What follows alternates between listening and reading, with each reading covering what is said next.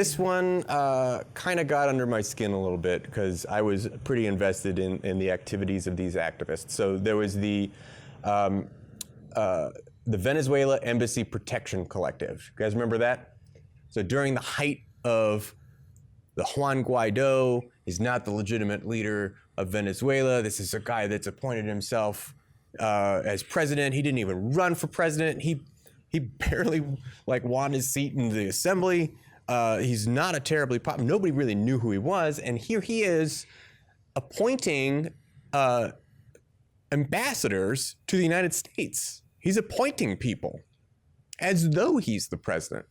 Now, the United States doesn't recognize Maduro as the legitimate president of Venezuela, even though he is, and subsequently kicked out all of the ambassadors and diplomats that were in the Venezuelan embassy. And so there was a bit of a lag time. And so what ended up happening was this group formed, the Venezuela Embassy Protection Collective, came at the invitation of the then diplomats and ambassador from Venezuela, and they said, we will essentially be squatters in your embassy to protect your embassy and prevent these interlopers from coming in and taking it over. These people pretending to be diplomats from your country. These people who are actively staging a coup in your country. We will act in solidarity with them, with you, and prevent them from entering this embassy. They were eventually kicked out of the embassy, and 4 people ended up facing charges, and I forget what the actual fine is that they're facing, up to, I think it's up to $100,000, and up to $100,000 fine each, and restitution to the government for police time and damages if they are convicted, up to a year in prison. Those people are, I should read their names, Kevin Zeese, Margaret Flowers, Adrian Pine, and David Paul. But this story is actually about someone else. So Torres, what's his first name? I'm sorry, I missed it. Sergio Lazo Torres.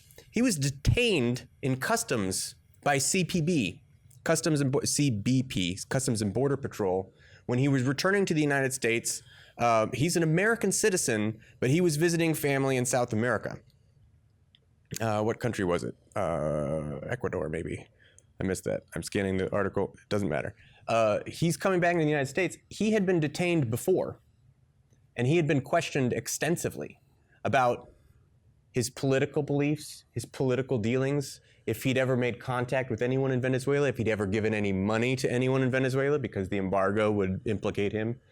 But this was unusual. This is now, what, a year and a half, 2 years after the Embassy Protection Collective? About a year and a half. And he was just home for the holidays, visiting family, and detained when re-entering the country for over 4 hours by Customs and Border Patrol, and harassed. They took his phone and started rifling through pictures. They told him that this is totally standard procedure. You know, like those guys that go overseas to the Middle East and they come back with bags full of ISIS propaganda. And he's like, are you accusing me of being a terrorist? I think all the terrorists are in your country already. They're white and they commit mass murders in churches and in synagogues. He's right. Those are the terrorists in this country. But the Department of Homeland Security and Customs and Border Patrol found it necessary to harass this man, a U.S. citizen, and they basically informed him, yes, you're on a list. We will do this every time you re-enter the country. How'd you like that? How would you like that if you were like, well, because of my political beliefs and because I participated in an activist demonstration against the demonstrably unethical and anti-democratic actions of the United States government toward another government. I actively disagreed with their attempt to aid and abet a coup in another country. Now I'm on a watch list. Now they're going to question me every time I come into the country and ask if I gave any money to anyone in Venezuela. Because if I say yes, then they got me. This is harassment. This is thought crime. You should not be detained and harassed because of your political beliefs or because of your activism. That's all I have to say about that. It's harassment. It's straight up harassment. He should sue.